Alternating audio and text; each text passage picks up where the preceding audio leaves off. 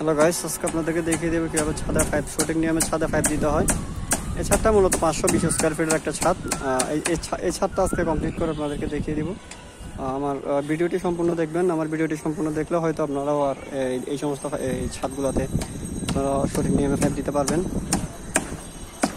এই যে আমি এভাবে করে প্রত্যেকটা রুমটাকে আপনার ফিতা দিয়ে রুম করে নিলাম, মানে প্রত্যেকটা রুম যে আপনার যে ডায়াগ্রাম আছিল ওদের ডায়াগ্রাম অনুযায়ী এভাবে করে আপনার পার্টিশন করে নেবেন। ওই যে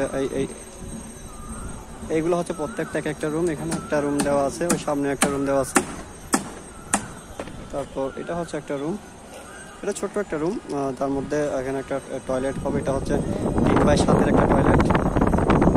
আর এটা হচ্ছে 3.5x7 একটা কিচেন রুম হবে।